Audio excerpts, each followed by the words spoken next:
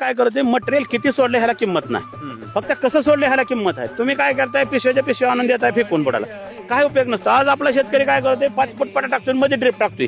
आता हे काय तुम्हीच बघा त्या मुळ्या कुठं आहेत, त्या लय लांबची मुळी झाली हे हित आहे. माझ्या इकडे जर ड्रिप टाकली हिथं जर शेतकऱ्यांनी मटेरियल टाकलं आता त्याला काय त्याचा फायदा होईल. ह्याचं शेतकरी कुठपर्यंत किती अंतर करतात? शेतकरी 5 फुटाच्या पट्यात मध्ये ड्रिप टाकतोय. आता मध्ये म्हणजे इकडे येणार तिकडे तिकडले 5 फूट आणि इकडे 5 फुटा ऊस असतो मध्ये ड्रिप टाकतोय. म्हणजे ही मुली साधारण 3 फूट वाढावं लागेल तेव्हा ह्याला अन्न जवळ. शेतकरी म्हणतो काय थिटलून भिजलच की. अरे काय थिटलून भिजते, थिटलून भिजतं का ते 2.5 आणि 3 फूट. ह्या पांढऱ्या मुळीची जर वाढ झाली नाही ना आणि ही जर उसाने ग्रोथच नाही घेतलं ती मुळी तिथपर्यंत जाणार कशी, आणि मुली जर तिथपर्यंत नाही गेली अन्न जर खाणार कशी, तुमचं मटेरियल पाणी घेणार कशी, थिटलून भिजून चालतं का. म्हणून मी शेतकऱ्यांना पहिल्या व्हिडिओ मध्ये सांगितलंय असं खाण्यापेक्षा त्याला सरळ खायला घाला. कुठली जी खतं द्यायची ती जर 10 मिनिटाला 3 दिवसांनी एकदा पाणी सोडा म्हणजे 12 महिने मुळी काम करत राहील.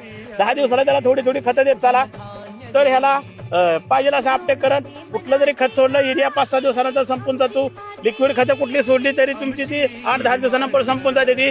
रासायनिक खतं कुठली टाकली तर ती 40 दिवसानंतर संपून जाते ती. मग आता तुम्ही जर शेवटची बांधणी जून जुलैला जर केली आषाढी वारीला त्याच्या ऊस तुटून जाईपर्यंत तुम्ही जर त्याची वाट बघत असाल तर ऊस राहील का ते 8 आणि 10 महिन्याचा ऊस तुमचा रानात राहिला त्याने काय खायचं ऊसाने, नुसतं उन्हात जगायचं का हवं जगायचं का, नाही चालत तसं.